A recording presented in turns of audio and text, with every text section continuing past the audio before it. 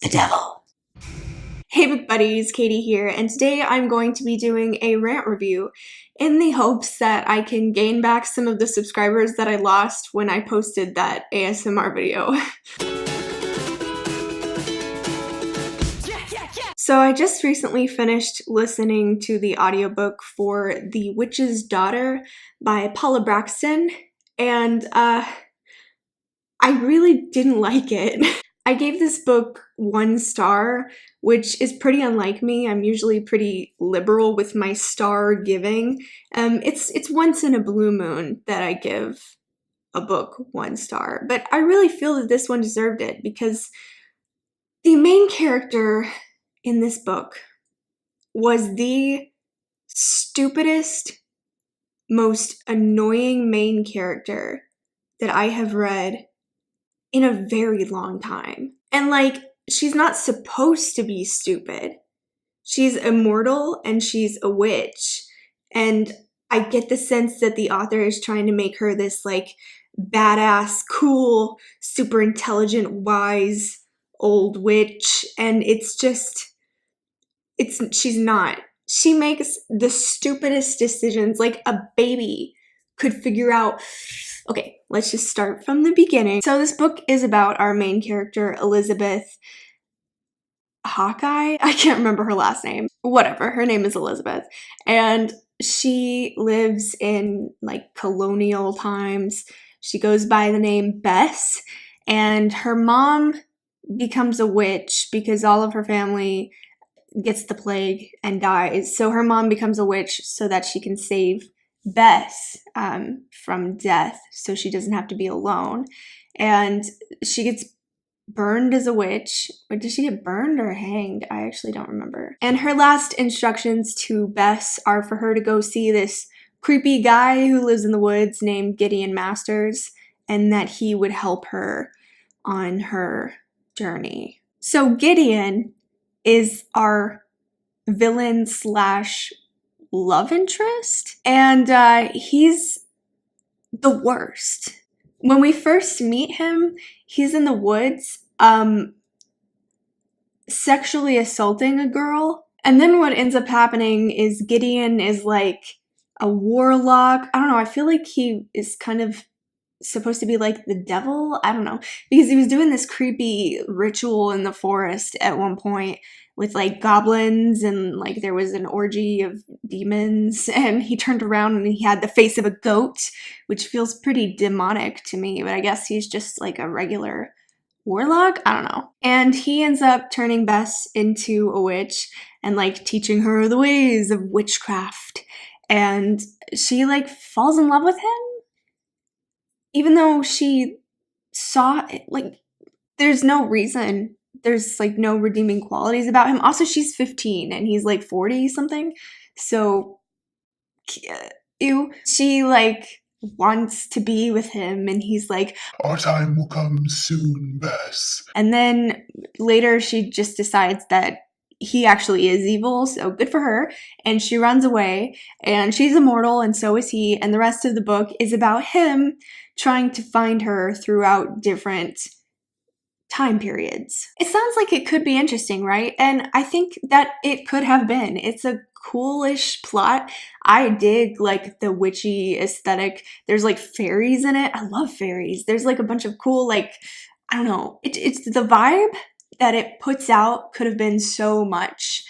And instead it was so dumb, okay? So flash forward, it's 2007. Bess is living her best life. Sorry. She's just living as kind of a witch, you know, just living her life. Things are cool. She meets this girl named Tegan who she wants to teach to become a witch like her. Everything's fine. And then she decides to tell Tegan the story of her past to like teach her the dangers of existing, I guess. I don't know. So the rest of the book is just Bess telling Tegan just all these stories. And my problem with it is that they're all the exact same story set in a different time period. Okay, so first we have her tell Tegan about when she first became a witch and she was in jail. Some guy sexually assaults her for no reason. Gideon saves her, and then she runs away from Gideon. Okay, then she's in Victorian London during the Jack the Ripper murders, and she works as a nurse. She almost gets assaulted by this one guy. Then she falls in love with this other guy and she makes friends with this girl. And then it turns out that the guy she fell in love with is actually Gideon, and the girl is like a witch slave friend of his or something. Okay, cool. So then she's in the 1940s and she's a nurse working in World War II or something. She falls in love with this guy, and then Gideon shows up.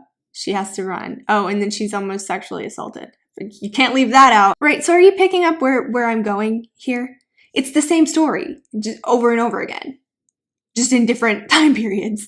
And it gets more stupid because Gideon Masters always uses an anagram for his name. So, like, if I were her, every time I met some new person, I would write down his name and see if it's an anagram for Gideon Masters. She does that with the first one and then none of the others. I don't know why. Also, every time he's around, the song Greensleeves plays. Okay, so she also never leaves England. She's always somewhere in the United Kingdom. Why? And she never changes her name. She changes what she goes by. Her name is Elizabeth. So she goes by Bess, and then she goes by Eliza, and then she goes by Elise, and then she goes by Elizabeth. And she always keeps her last name the same. It's always Hawkeye. So she never changes her name. She doesn't really move locations.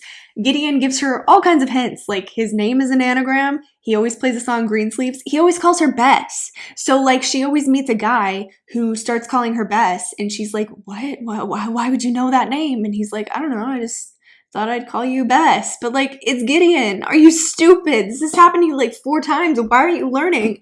I need to calm down. I'm getting a little too heated. She's really stupid. And now she's in 2007, and this creepy guy shows up, and wow, I wonder who he is. Reading this book is like being inside of your own personal circle of hell, where you are forced to endure this one story over and over again. And it's not even that good to begin with. It's just kind of mediocre, maybe 3 stars, but no, you have to listen to it 4 times. It gets to a point where I started rooting for Gideon. Even though he's such a terrible, horrible monster, I was rooting for him because I wanted Bess to die. The book did not need, she could have written a short story and it probably would have been fine, you know? I think what happened is she had this story in her mind and just couldn't decide what time period to put it in, so she was like, I'll just put him in all the time periods. I like have a headache just thinking about it. So, when the book ends, it deviates from the pattern a little bit. She finds Gideon and instead she agrees to marry him, I guess, and they go to the summer lands together. They die. They both die. And I was so happy that the book was finally over that I didn't even care that it was such a mediocre ending. And also, it's a series. Like, what's in the sequel? I bet it's the same story.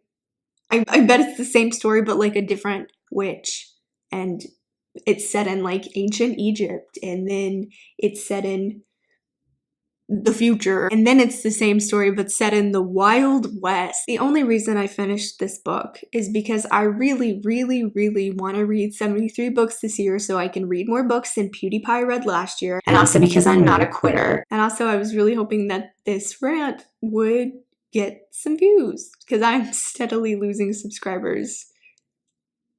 Yeah, so that's it. That's The Witch's Daughter by Paula Braxton. 1 star.